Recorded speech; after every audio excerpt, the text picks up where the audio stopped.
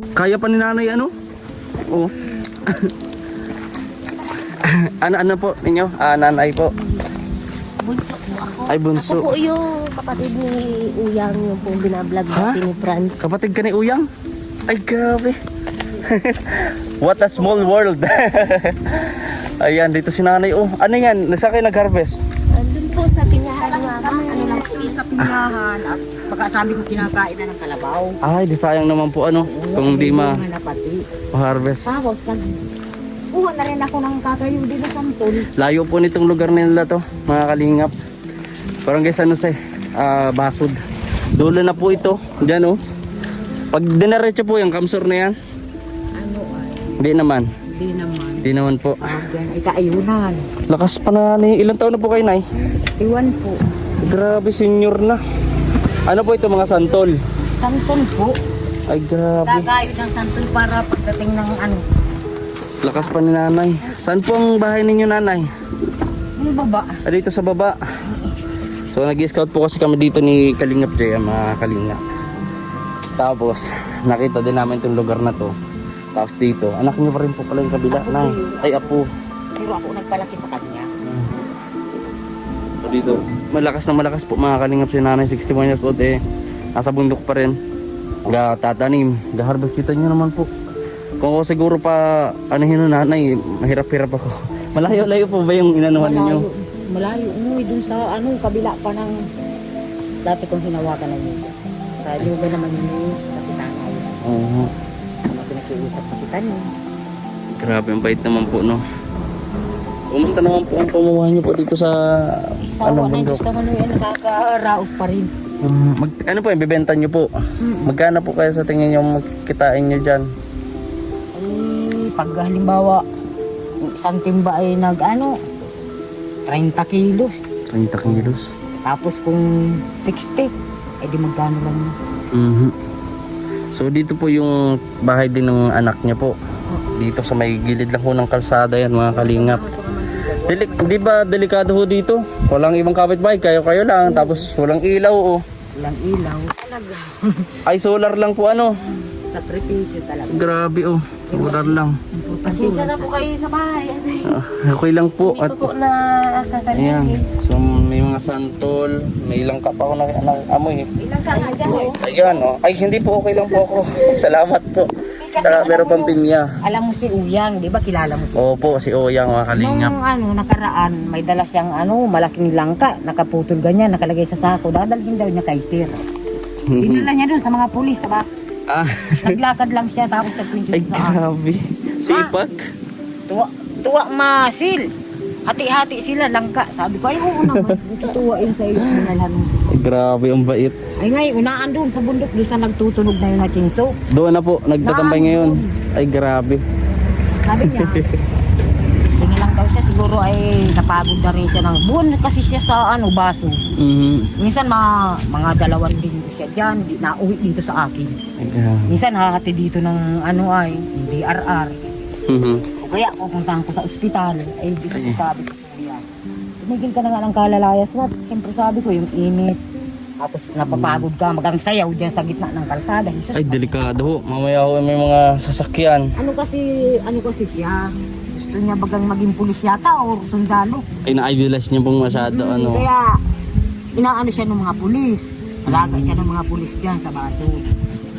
Yan, salamat po sa PNP Pasod no. Salamat nga ano po, sabi ko. Ligtas salamat po siya sa inyo. doon. Salamat natin sa inyo sir. Kasi sabi ko hindi ko na po alam kung gagawin ko kahit anong gusto kong pauwiin at ayaw kung naandito siya. At baka ma-aksidente o kaya mapagtripan. Opo. No, at medyo maano baga po. Pag ayaw niya talaga no, talagang ayaw niyang umuwi. Ngayon, Mhm. naisipan niyang umuwi. Nag-alis siya ng linggo, Martes na. Galis na naman ho. Nung linggo no, Nagpunta na naman doon sa ano. nagbaba siya nung linggo, may dala siyang langka sa mga pulis. Tapos umuwi siya Martes na alas 9. Hanggang ngayon hindi naman nababa, naroon sa bundok. Aroy. Doon sa may mga nagcha-change po mga Kalingap. Matulong daw siya. So dito po sa bahay nyo nanay dito sa anak nyo po. Ilan po kayo dito nakatira? Yan may bata po oh. Ako po, nasa Bibiraw po ako. Taga Bibiraw po kayo.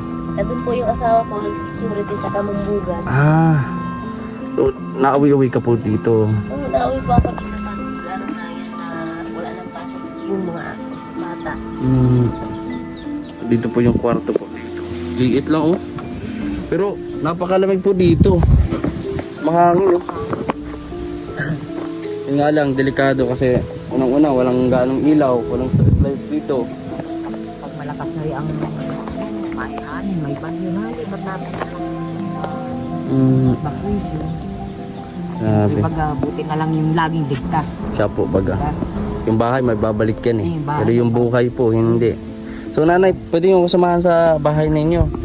Ito po ay bahay po ng kanyang mga anak. Ay dito si nanay. Kasi natuwa ko dito kay nanay. Kasi alam nyo po, nakapanood yun sa ibang mga vlog, lalo sa mga beneficiary ni Kuya Val. Talagang malapit na malapit po si Kuya Val sa mga senior. At ganito, nakakita tayo ng ganitong edad, 61 years old. Malakas na malakas pa, nakapagbuhat pa. So yung mga nakilala din po nating lola noon sa pumunta po kami ng bukid noon, talagang malalakas talaga. Ano sila, ilang sako-sako, bit-bit, tapos lalakad sila ng 1 oras, 2 oras sa bundok, bit-bit yun. So dito yung kalananay. Ayan, puntahan po natin mga kalingap, kasi nag-scout po kami, no, na pwede rin po na natin na matulungan, no, at sana ay may tumulong din sa atin, no, kaagapay natin sa layunin natin makatulong, no. Sana mayroon din tumulong sa atin para matulungan po ang ilan natin mga kababayan. So dito po kayo yung natanong ko na yung asawa niyo po Ay wala na, no, ano na, mga 5 years na ngayon January. Kaya solo na lang kami na lang mag-ina talaga totally sa kayong PWD ko. Kaya lang. nasaan po yung ayun nga po si Uyang. So ayan, tulong po sila tira. Lamig naman ito nanay. Ayun may butas pa. Mapagka umulan ang piyas to talaga. Ayan. Sirerana. Ayan po. Ay grabe po ang kalingap. Lamig pa dito. Kaya ako nakapagtrabaho sa ito. Masama pakiramdam ko man. Sa pinyahan ko kasi ngayon yung October, kapit na ng October. Hindi naman yun. Kaunti lang naman yun. 10,000 yun. Kaya lang siyempre ako lang naman kaya. Marami din. Sa mahal din po ng mga bilihin ngayon. Kulang na kulang po yun nanay. Ay talagang totoo. Kung mangungutang ako ng pambili ng abono, ng spray. Anong nanay? Matanong ko lang, ano po pala ang pangalan niyo po? Merlinda Ladea Ramos. Ako po ay si Kim po, VG's Kim sa YouTube channel. Pwede niyo pong may cellphone po kayo. Mayroon po yung Ayan. anak ko. Nanonood po kay Kuya Rab, kay Kuya Val. Ay papaano ko na lang dyan sa mga Kilala niyo po sila. Oo, kilala ko na si Kuya Bal. Minsan nga noon nakapagpunta na rin siya dito. Kaya lang siyempre marami naman baga siyang inaasikaso.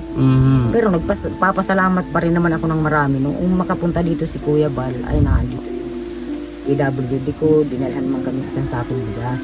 Sabi ko nga, salamat ng marami po. Napakabait po talaga ni Kuya Val, no?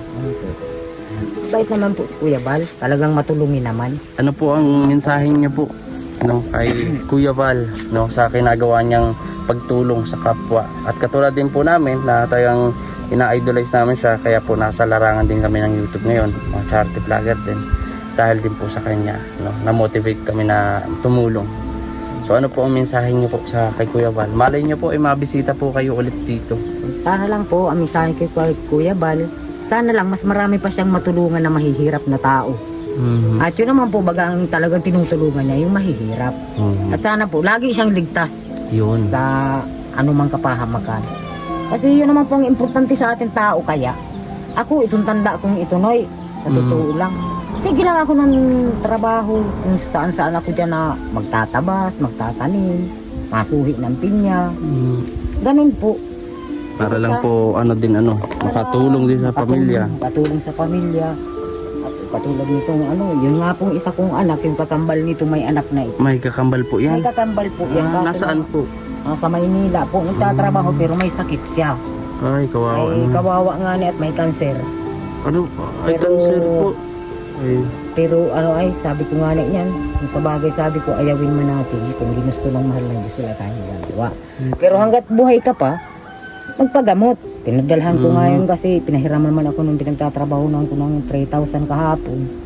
Wawa Pinadala naman ko na naman doon, sabi ko magpagamot. At ano, may anak po siyang isa. Grade 4 na yata yung anak niyang isa. Ano man din siya. Nandito po yung anak. Wala, naroon din Nandun din po. Naroon din dito sa ilang. Yung trabaho naman niya ay nasa tubigan. Hindi naman may iwasan na buhat siya ng mga container. At siya ang katiwala nung ano doon, may-ari. Kaya Ang sabi hirap ko, pala po ng sitwasyon nito nila nanay, ano. Lalo po dito. kaya lang ako, Kung hindi naman magsisipag, talagang gutom. talagang totoo po yun. Kahit sabihin natin, oy, nasa bundok ka na, nandyan na lahat. Nandiyan na lahat. Oo, pero kailangan mo magtanim. Kailangan mong magsikap. Oo, ay ganoon rin eh. Kailangan mo magtanim. Kahit wala ka sa bundok, kailangan mo magsikap magtrabaho para may makain. Normal. Kasi yung iba, sabi, nandiyan na sa bundok, napakadali maghanap, kumain dyan ng kahit ano. Eh di naman basta tayo kadampot lang na hindi natin tanim. At makakahanap po tayo ng kaaway. Totoo. Oo. Pero kung tayo gumawa ng maayos, gumawa na tayo ng marangal na trabaho, kahit mahirap, wala tayong dapat ikahiya sa tao. Tama O sa po. Panginoong Diyos. Yes. Nauna sa Panginoong Diyos, pangalawa sa tao. Kasi ako sabi ko, di ako nahihiya na ganito ang hanap buhay ko. Di ako nahihiya na magsabing hindi ako. Ay, marangal yan nanay. Kakabilib nga po kayo nanay. Kasi yung iba, gantong edad po, eh, di ba, nakaupo na lang, papahinga. Pero kay nanay, talagang kumikilos pa, talagang nagtatrabaho pa, no? Sanay talaga po ako Ganon. trabaho. Sabi nga ni nung apo ko, doon ka na lang sa akin at kaya kita naman na yung Para makapagpahinga po. para niya ganyan. makapagpahinga. Kaya awan, sabi ko, gagawin mo akong malumpo niyan. Yun nga Ayaw lang ko. po. Ano? Gusto ko, sabi ko, hanggat kilos ako mga trabaho, ako tingnan mo nga yan. Mhm. Yan pong ano na yan, yan, malinis na yan sa akin din yan. Mga tanim nyo rin po ito. Ayan Yan mga naman po. kalingap. Nag-ano ako dyan na makikita ng kami. Kaso lang yan nga, isang gobyerno na, kaso lang, ayaw daw nung. At sa ano kasi yan, sa dipit.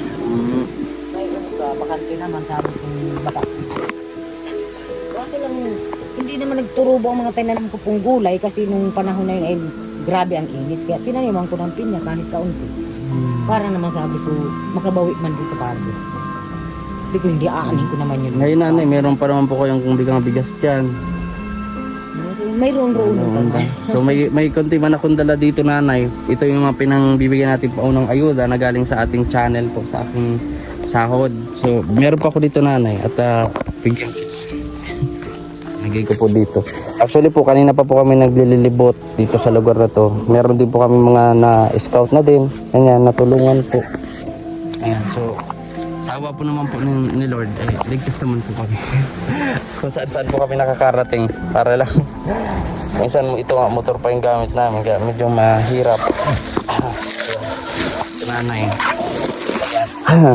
Marami-rami pa po sana yan ay kung nakapag-ipon-ipon. Marami-rami pa tayong bibigay. Maraming salamat po sa inyo.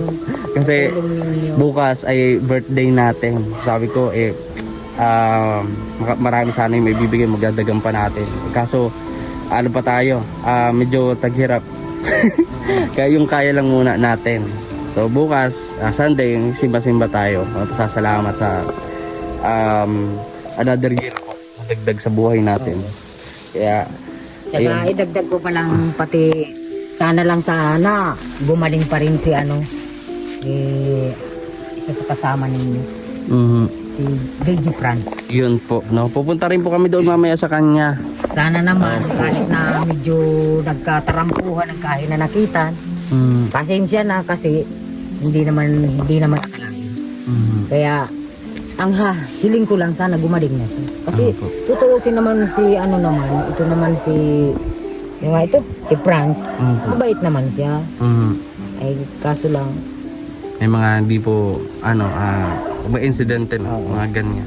So wala ayan naman po. akong masabi sa kanya. Sabi ko nga dun sa anak ko. Kuya, kawawa naman baga si Franz. Sobra po pati ang payat na. Payat na daw na masyado. Sobra Tapos po. sabi ko nung nga napakinggan ko yun na baka nga kayo. Opo. Nung nag-i-interview doon, nag-iiyak. Sabi ko, Sobrang payat na po oo, talaga. naman sabi ko si Franz. Mabait naman kasi si Ano Franz. po yun? Parang duda ko po kay, sabi niya ipapunta, malapit na po sa tuberculosis. No? Tsaka meron pa siya yung, mataas po yung blood sugar niya. Nakakaawa naman Kaya- sabi ko. Mabait naman kasi si Franz. Nakakaawa niya pala. Kaya lang, mga nangyari bagang hindi inaasahan. Kaya siguro gets na rin ninyo yung ibig niya sabihin. So ayun po nanay, at para mapagparapahingan na din po kayo muna, at ano na, alas 5. Opo, maraming salamat po nanay. Nanay Inday. Yun, si Nanay Inday. So ako po si Kuya Kim. Yan. So hanggang dito na lang po yung vlog natin mga kalingap. And sana suportahan yung ating vlog palagi para mas marami pa tayong matulungan, no, at maibigay sa ating mga kababayan. Salamat po nanay. Salamat din po sa inyo ng marami, sa lahat po na nagtutulong, sa lahat ng mahihirap. Marami pong salamat. Sana po pagpalawain nawa kayo ng malapang. Salamat po. God bless po sa ating lahat nanay. Salamat po. Bye bye po.